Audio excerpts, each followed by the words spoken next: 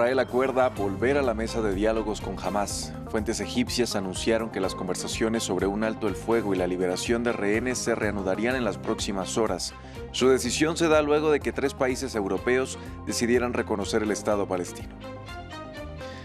En México, al menos 9 personas murieron y otras 50 resultaron heridas tras el desplome de un escenario durante un mitin electoral en Nuevo León a causa de un vendaval. Del evento participaba el candidato presidencial Jorge Álvarez Maínez y otros aspirantes de su movimiento. Con aviones de combate y ataques simulados, China realizó una serie de ejercicios militares alrededor de Taiwán. Este movimiento se interpreta como una amenaza a la isla luego de la posesión del presidente Lai Ching-te, al que Beijing califica como un separatista. Tenemos reporte de nuestro corresponsal. Hola, ¿qué tal? Muy buenos días. Bienvenidos a una nueva emisión de noticias en France 24. Los saluda Andrés Mesa Muñoz. Empezamos con noticias de la guerra en Gaza. Fuentes egipcias anunciaron que el gabinete de guerra de Israel decidió que sus negociadores vuelvan a la mesa de diálogo con el grupo islamista Hamás. Las conversaciones con las que se pretende llegar a un alto el fuego en el enclave palestino y la liberación de rehenes habían quedado estancadas a principios de mayo y ahora se espera que se retomen durante las próximas horas en el Cairo, que ha albergado los diálogos entre ambas partes. La decisión se da un día después de que España, Irlanda y Noruega decidieran reconocer un Estado palestino.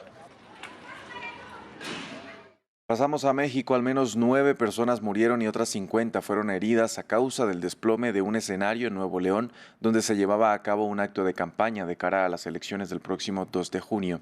En imágenes quedó registrado el momento en el que los fuertes vientos provocaron el colapso de la estructura. El evento era el cierre de campaña de una de las aspirantes del Movimiento Ciudadano, el partido del candidato presidencial Jorge Álvarez Maínez, quien también se encontraba en el lugar y lamentó lo sucedido. Realmente estas cosas son cosas que en un abrir y cerrar de ojos pues modifican cualquier cosa que se tuviera prevista. Lo que estoy viendo es como un ventarrón que debe haber durado máximo 5 minutos tumbó árboles, bardas de escuelas, en fin, hay un montón de noticias acá en Nuevo León. El desastre que causó este accidente. En Ecuador, el presidente Daniel Noboa prorrogó el estado de excepción por 60 días en 7 provincias del país. Este marco permite el despliegue de militares en las calles y la suspensión de derechos como el de la inviolabilidad del domicilio, medidas radicales con las que el Ejecutivo pretende profundizar su lucha contra las bandas criminales. El informe es de William Gazó. Ecuador profundiza su respuesta frente a la violencia de las bandas criminales. El presidente Daniel Noboa emitió un decreto que informa un nuevo estado de excepción de 60 días en 7 provincias, entre ellas la del Guayas, donde se encuentra Guayaquil, ciudad más grande del país. Para ganar en esta segunda etapa de la guerra necesitamos que se permita actuar a los militares, que los delincuentes y terroristas que se amparan y se burlan de las fuerzas del orden y la justicia en su derecho a la inviolabilidad del domicilio, sepan que lo van a perder. El estado de excepción no solo permite el despliegue de militares en las calles, también suspende derechos como la inviolabilidad del domicilio y autoriza la intercepción de correspondencia. Medidas necesarias, argumenta el Ejecutivo, que explica entrar en la segunda fase de su política de mano dura contra los grupos criminales. Ecuador enfrenta una ola de violencia sin precedentes desde el inicio del año, una violencia alimentada por las pandillas que se lucran principalmente del narcotráfico. La referida violencia tiene como único fin de asegurar a través de la fuerza la consecución de intereses económicos ligados al tráfico de drogas, lavado de activos, corrupción sistemática de funcionarios e instituciones, saqueo y destrucción del patrimonio nacional, financiamiento ilícito de la política, tráfico de influencias, enriquecimiento ilícito y las tantas otras actividades que carcomen el tejido social, económico y cultural del país. Las bandas criminales no temen atacar a representantes del Estado. 3 alcaldes han sido asesinados desde principios de año y con una tasa de homicidio de 43 por cada 100.000 habitantes, Ecuador se posiciona como el país más violento de América Latina. El presidente de Francia, Emmanuel Macron, insistió en la necesidad de un diálogo en Nueva Caledonia en medio de su visita a este territorio francés de ultramar que ha estado convulsionado durante casi 2 semanas luego de que se aprobara una reforma electoral que permite votar a los franceses que hayan vivido allí durante 10 años. La medida generó inconformismo entre los pueblos originarios. Macron también anunció que se tomarán medidas para restablecer el orden. Personalmente creo que el estado de emergencia no debería prorrogarse, porque, como les dije, creo profundamente que el diálogo es necesario, pero apelo a la responsabilidad de todos los líderes que están hoy aquí, porque solo se levantará el estado de emergencia si cada uno, bajo su propia responsabilidad, pide que se levanten los bloqueos de carreteras. El primer ministro de Reino Unido, Rishi Sunak, convocó elecciones anticipadas el 4 de julio. La oposición denuncia la mala gestión de 14 años de gobierno conservador entre austeridad y escándalos políticos. Gabriel Colchen tiene los detalles. Fue frente al número 10 de Downing Street que el primer ministro de Reino Unido, Rishi Sunak, finalmente convocó elecciones generales para el 4 de julio. Aunque tenía hasta enero de 2025 para organizarlas, cedió ante la oposición, por lo que serán unos comicios anticipados. Ahora es el momento de que Reino Unido elija su futuro, de decidir si queremos construir sobre los progresos realizados o arriesgarnos a volver a la casilla de salida, sin plan y sin certidumbre. Para el Partido Laborista, liderado por Keir Starmer, llegó el momento de combatir los altos precios, poner de pie el sistema médico y asegurar las fronteras. Un voto por los laboristas es un voto por la estabilidad económica y política, una política que pise con más suavidad todas nuestras vidas, un voto para detener el caos.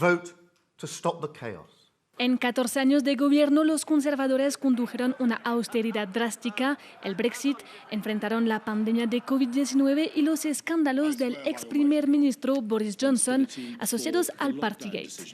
Para gran parte de la población es momento de un cambio. Solo espero que el gobierno rinda cuentas por tantos años de mala gestión y por todo lo que ha ido mal. Creo que ha llegado la hora del cambio en este país y que la gente está preparada para ello. Así que sí, estoy entusiasmada. Recientes encuestas dan a los laboristas el 44% de la intención de voto a nivel nacional y solo el 23% al Partido Conservador, por lo que las elecciones podrían poner fin a más de una década de gobierno conservador.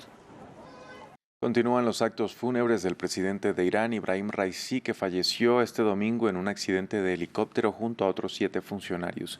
El ataúd del mandatario llegó a su ciudad natal, Mashhad, en el noreste del país, donde será sepultado finalmente este jueves. Miles de personas han acudido a despedirlo. Antes de la ceremonia se celebró un funeral de Estado en Teherán que fue presidido por el líder supremo iraní, el ayatolá Ali Jamenei, al que asistieron alrededor de 40 dignatarios. Taiwán movilizó a sus tropas marítimas, aéreas y terrestres en respuesta a los ejercicios militares iniciados por China este jueves tras la investidura del nuevo presidente taiwanés Lai Ching-te, que Beijing considera separatista. Las tensiones son un capítulo más de una historia en décadas en las que China reclama a Taiwán como parte de su territorio, mientras que Taipei se proclama como independiente desde la guerra de 1949. Nuestro corresponsal en Beijing, Adrián Foncillas, nos ampliaba previamente. China ha levantado de nuevo su teatrillo bélico sobre Taiwán porque le desagradó el discurso del nuevo presidente Lai Ching-te. Durante 2 días desplegará barcos y aviones alrededor de la isla para exteriorizar su rabieta e intentar convencer a Taipei de que controle su presunta pulsión secesionista. Son previsibles las condenas internacionales y los enésimos anuncios mediáticos de invasiones inminentes, pero las maniobras solo dejan una certeza: la falta de una estrategia razonable china hacia una isla cada día más alejada del continente. Los ejercicios chinos empezaron temprano a las 7:45 de la mañana y están pensados como un fuerte castigo hacia los actos separatistas y una advertencia contra las interferencias y provocaciones de las fuerzas externas. Se extenderán por el estrecho de Formosa, el hilo marino de apenas 130 kilómetros que separa China de Taiwán, y también por áreas del norte, sur y oeste. Son un ensayo del bloqueo integral de la isla que impediría el auxilio externo porque Taiwán depende de las importaciones, en especial en su sector energético, así que encerrarla provocaría su colapso económico. Esa, al menos, es la teoría sobre una guerra que muy pocos taiwaneses creen posible, acostumbrados como están al fragor de las amenazas y más inquietos por las sanciones económicas de Pekín que por sus misiles. Taipei ha desplegado a sus tropas para proteger la libertad, la democracia y la soberanía, según su Ministerio de Defensa. No hay más riesgo que la alta densidad de aviones y barcos en la zona, que podría desencadenar un accidente que todos tratan de evitar. Las maniobras militares eran una respuesta china excepcional hasta que la entonces presidenta de la Cámara de Representantes de Estados Unidos, Nancy Pelosi, visitó la isla 2 años atrás. Desde entonces, las ha repetido Beijing. Normalmente siempre que los líderes taiwaneses recibían audiencia de políticos internacionales. El desencadenante esta vez ha sido el discurso de investidura del nuevo presidente Lai Ching-te, que China ha interpretado como un canto a la independencia. Hasta aquí este informativo. Gracias por acompañarnos.